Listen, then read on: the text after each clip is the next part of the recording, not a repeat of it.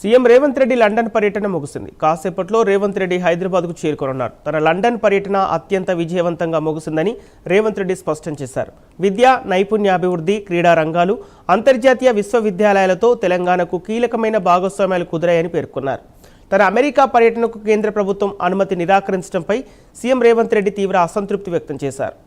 కేంద్రం అనుమతి నిరాకరించడంతో తాను ముందస్తుగా షెడ్యూల్ చేసుకున్న అమెరికాలోని బోస్టన్ పర్యటనకు వెళ్లిపోతున్నట్లు వివరించారు. హైదరాబాద్కు వచ్చిన తర్వాత కేంద్రం వైఖరి, పూర్తి అంశాలపై సవివరంగా మాట్లాడతానని సీఎం వెల్లడించారు.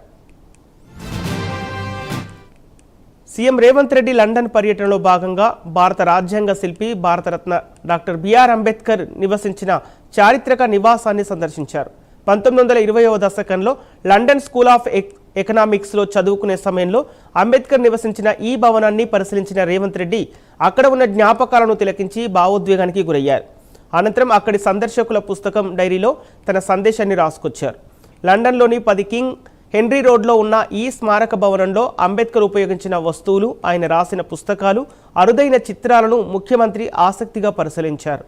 అపారమైన జ్ఞాన తృష్ణతో ఎన్నో ప్రతికూల పరిస్థితులను ఎదుర్కొంటూ అంబేద్కర్ ప్రపంచ స్థాయి విద్యావేత్తగా ఎదిగిన తీరును ఈ సందర్భంగా రేవంత్ రెడ్డి గుర్తు చేసుకున్నారు.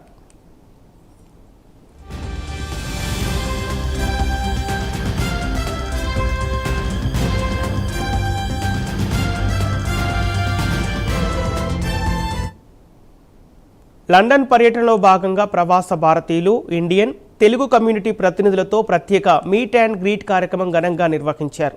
తెలంగాణ అభివృద్ధి, రాష్ట్రంలో పెట్టుబడులకు ఉన్న అవకాశాలు, విద్యారంగాన్ని మరింత బలోపేతం చేయటం, ప్రవాస తెలంగాణ సమాజంలో ప్రభుత్వ అనుసంధానం, భవిష్యత్తు కార్యాచరణ వంటి కీలక అంశాలపై ముఖ్యమంత్రి రేవంత్ రెడ్డి ప్రవాసులతో ముఖాముఖిగా చర్చించారు. రాష్ట్ర ప్రగతికి ప్రవాసుల అనుభవం, నైపుణ్యం, పెట్టుబడులు, ఆలోచనలు ఎంతో ఉపయోగపడతాయని ఈ సందర్భంగా సీఎం పేర్కొన్నారు. తెలంగాణ రైజింగ్కు ప్రవాస భారతీయులు బలమైన మద్దతుదారులుగా, రాయబారులుగా నిలవాలని సీఎం రేవంత్ రెడ్డి పిలుపునిచ్చారు.